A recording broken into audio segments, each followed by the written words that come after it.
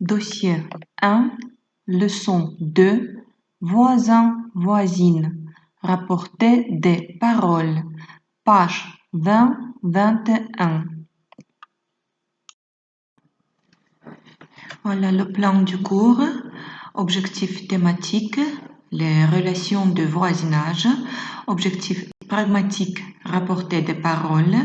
Objectif grammatical, le discours indirect au présent. Et objectif lexical, ce sont des termes liés au voisinage.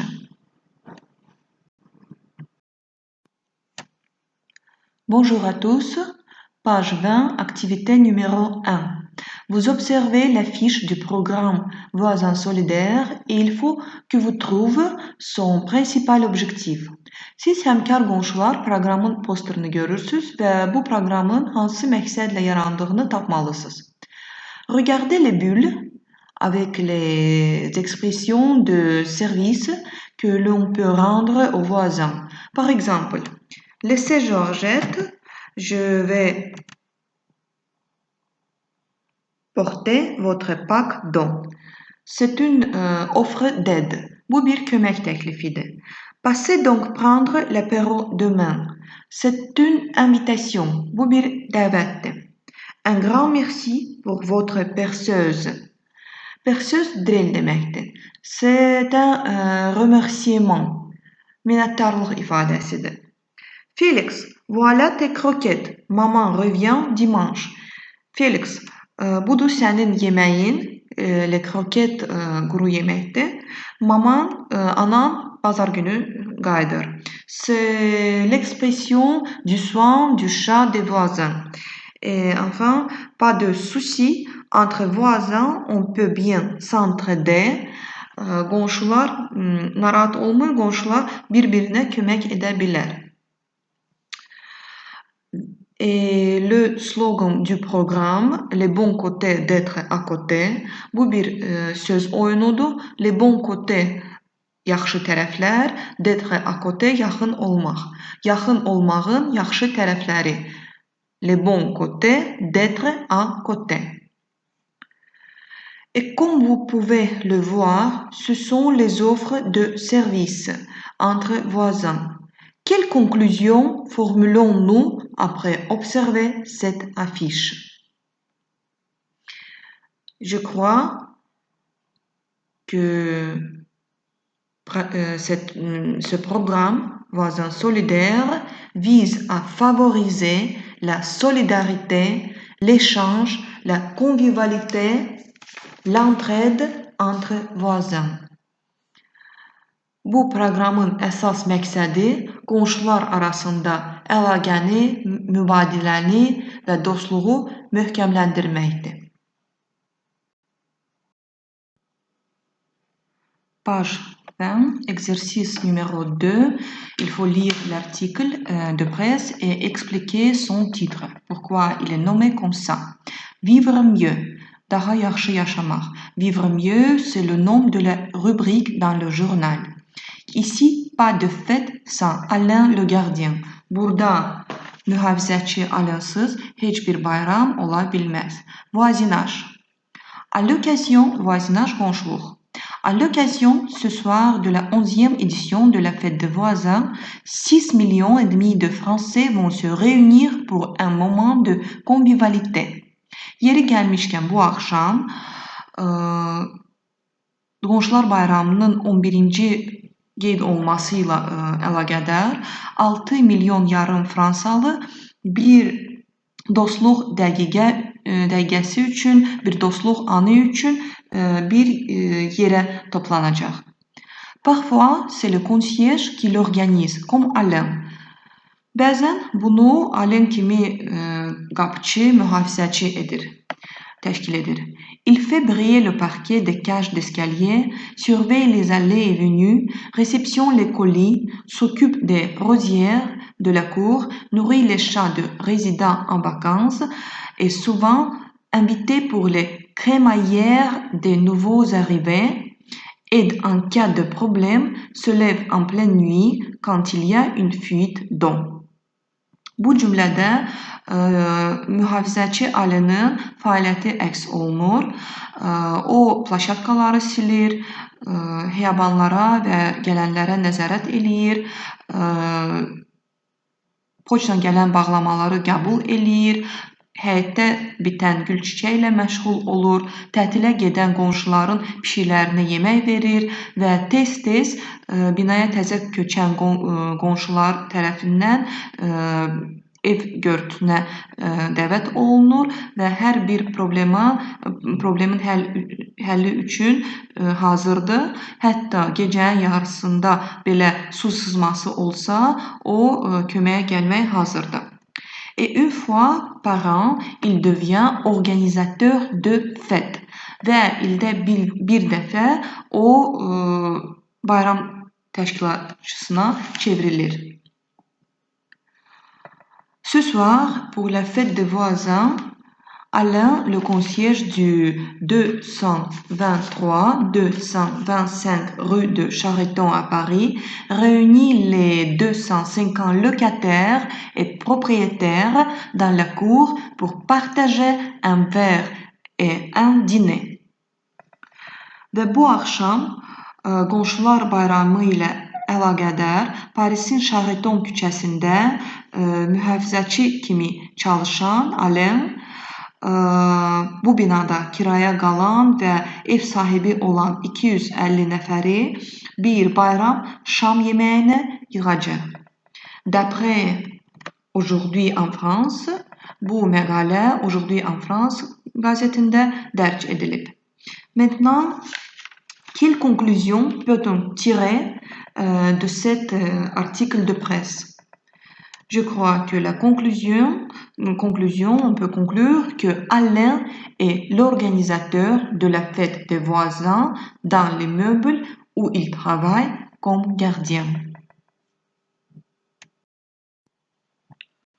Point culture, il faut lire le texte donné et identifier l'objectif commun des programmes de voisins solidaires et la fête des voisins et repérer les objectifs spécifiques et les principales caractéristiques de chaque programme.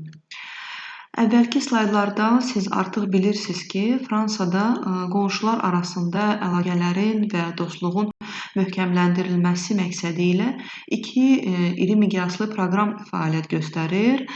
Bunlar La Fête des Voisins və Voisins Solidaires proqramlarıdır. Və burada bu tapşırıqda sizə iki sual verilir. Sözü gedən iki proqramın ümumi məqsədi və spesifik xüsusiyyətləri müəyyən etmək lazımdır. Bunun üçün siz mətni oxuyub anlamalısınız və qısa və konkret cavab verməlisiniz bu iki suala. Pour cela, il vous faut observer le texte, le comprendre et donner des réponses laconiques et claires. On vous donne ici un petit vocabulaire pour vous aider et bonne chance. Maintenant, on lit le texte. Lisons-le ensemble. C'est un article de presse. Voisins solidaires, un projet pour un voisinage plus humain. En 1999, l'association Immeubles en Fête a créé en France la fête des voisins. Une fois par an, les voisins se retrouvent autour d'un verre ou d'un repas. C'est un moment de convivialité pour mieux se connaître. Aujourd'hui, la fête des voisins est célébrée dans 32 pays. İngilizce Neighbors Day adlanır. Une fête entre voisins dans l'année, cela ne suffisait pas pour lutter contre l'isolement dans les villes. Et en 2009, le programme Voisins solidaires est né pour renforcer les petits services entre voisins et favoriser une solidarité de proximité. Il s'agit de mettre en place un programme d'action lié à des circonstances spécifiques. Par exemple, l'été des voisins au moment des vacances, grand froid, ascenseur en travaux, le Noël des voisins, un voisin malade, etc. Discours indirect au présent. Et avant tout, rappelons-nous la différence entre discours direct et discours indirect. Discours direct, c'est quand le narrateur rapporte directement les paroles d'une personne, c'est-à-dire telles qu'elles ont été prononcées. Par exemple, Narmin dit « Je viens de l'université ». Aynur demande « Que fais-tu » Əvvəlcə gəlin vasitəsiz və vasitəli nitq arasında olan fərqi xatırlayaq. Vasitəsiz nitq danışanın, diskur direkt, danışanın fikrinin olduğu kimi verilməsidir. Danışanın fikri bu halda dırnaq arasında verilir. Misal üçün, Nərmin deyir, mən universitetdən gəlirəm. Aynur soruşur, sən nə edirsən? Et discours indirect, c'est quand le narrateur rapporte indirectement les paroles d'une personne, c'est-à-dire pour les intégrer dans sa narration. Par exemple, Narmin dit qu'elle vient de l'université. Aynur demande ce que je fais. Vasitəli nitq, discours indirect, danışanın fikrinin müəllif tərəfindən dəyişdirilməsidir. Misal üçün, Nərmin deyir ki, o universitetdən gəlir. Aynur mənim nə etdiyimi soruşur. Et voilà la principale différence entre ces deux types du discours. Və qeyd edim ki, cümlənin formasının dəyişməsinə baxmayaraq, onun mənası dəyişmir bu halda. Sadəcə forma dəyişir. Və les verbes introducteurs comme il dit, il annonce, il affirme, il demande, il raconte, il explique, il croit, il juge, il répond, etc. peuvent permettre de nuancer le discours rapporté. Göstərilən fellər vasitəli nitqi müəyyən etmək imkan verir. Onları cümlədə görsəz, artıq bilirsiniz ki, bu vasitəli bir cümlədir.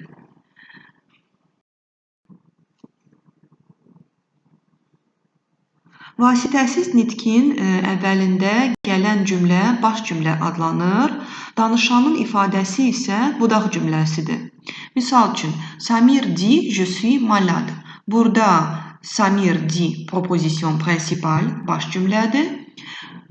Je suis malade, proposition subordonnée, budaq cümləsidir. Vasitəsiz nitq, vasitəli nitqə çevrilərkən budaq cümlədə işlənilən əvəzliklər və fellərin formaları baş cümləyə uyğun olaraq dəyişir. Misal üçün, Samir dit, je suis malade et Samir dit qu'il est malade. Burada je şəxs əvəzliyi il şəxs əvəzliyi ilə əvəz olunur və être felinin forması dəyişir. Ou bien, maman demande à Lala, que lis-tu? Maman demande à Lala ce qu'elle lit. Burada yenə də şəxs əvəzliyi dəyişir, tu olur el və lire felin forması dəyişir. Forme de la transformation. Vasitəsiz nitq, vasitəli nitqə çevriləndə cümlənin növündən asılı olaraq bir sıra sual sözlər və ya da bağlayıcılar ya da söz önlüklərdən istifadə olunur və gəlin bu üsullara ətraflı baxaq. Ok, donc proposition narrative se transforme avec la conjonction que. Par exemple, Sarah dit, ma tante arrive demain. Sarah dit que sa tante arrive demain. Ou bien, Lala dit, Je suis revenu hier. Lala dit qu'elle est revenue hier. Burada nəqli cümlədən söhbət gedir. Nəqli cümləni çevrilərkən danışanın ifadəsi baş cümləyə que bağlayıcısı vasitəsilə bağlanır. Proposition impérative. Əmr cümləsi. Proposition impérative se transforme avec préposition de. Par exemple, Zümrüd dit à son fils, écris-moi vite. Zümrüd demande à son fils de lui écrire vite. Zümrüd öz oğluna deyir, mənə tez-tez yaz. Və çevriləndə Zümrüd öz oğlundan ona tez-tez yazmağı xahiş edir ya da deyir. Burada əmr cümləsidir. Əmr cümləsində budaq cümlə baş cümləyə de söz önü vasitəsilə bağlanır. Question générale. Question générale, c'est une question à laquelle vous pouvez répondre oui ou non. Se transforme avec conjonction si. Et en même temps, le verbe dire est remplacé par le verbe demander. Par exemple, Ramin nous dit, pouvez-vous m'aider? Ramin nous demande si nous pouvons l'aider. Aydan dit à son ami, viendras-tu chez nous? Aydan demande à son ami si elle viendra chez eux. Tərkibində ümumi sual olan cümlə, ümumi sual hə və yox cavab verə biləcək bir sualdır. Si bağlayıcısı vasitəsilə dəyişir. Misal üçün, Ramin nous dit, pouvez-vous m'aider? Ramin bizə deyir, mənə kömək edə bilərsiniz. Ramin nous demande si nous pouvons l'aider. Ramin bizdən ona kömək edə bilməyimizi soruşur. Question spéciale. Hususi sual. Question spéciale, c'est-à-dire une question avec les mots qui est-ce qui est-ce que, lequel, où, quand, comment, combien, de, pourquoi. Ici, les mots ne changent pas, il n'y a pas de remplacement. On utilise les mêmes questions. Par exemple, Tural dit, qui cherches-tu? Tural demande, qui je cherche. Emin demande à sa sœur, pourquoi pleures-tu? Emin demande à sa sœur, pourquoi elle pleure. La vendeuse demande, quelle chemise voulez-vous? La vendeuse demande, quelle chemise je veux. Hususi sual, əgər sual cümləsində qui est-ce que, lequel, où, quand, comment, combien de, pourquoi, etc. Sual sözləri ilə başlayırsa cümlə, onda həmin bu sual sözləri budaq cümlənin əvvəlində işlənilir. Par exemple, Tural dit, qui cherches-tu? Tural soruşur, sən kimi axtarırsan? Tural demande, qui je cherche? Tural məndən kimi axtardığımı soruşur. Emin demande à sa sœur, pourquoi pleures-tu? Emin bacısından, sən niyə ağlayırsan soruşur. Emin demande à sa sœur, pourquoi elle pleure? Emin bacısından nə üçün ağladığını soruşur. Dernier exemple, la vendeuse demande, quelle chemise voulez-vous? Satıcı soruşur, hansı köynəyi istəyirsiniz? Hansı köynəyi seçirsiniz? La vendeuse demande, quelle chemise je veux? Satıcı hansı köynəyi seçmək istədiyimi soruşur. La construction qu'est-ce qui se remplace, on change alors avec le pronom ce qui. Par exemple, Wafa a dit à Farida, qu'est-ce qui est arrivé? Wafa a demandé à Farida ce qui est arrivé.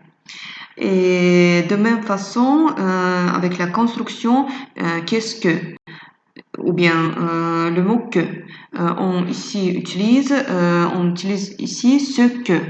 Le père demande à Zaour que lis-tu? Le père demande à Zaour ce qu'il lit. Əgər sual cümləsi qu'est-ce qui sual əvəzliyi ilə başlayırsa, onda onun vasitəli nitqə çevriləndə ce qui sual əvəzlikdən istifadə olunur. Par exemple, Vafa a dit à Farida qu'est-ce qui est arrivé? Vafa Fəridəyə dedi. Nə baş verdi?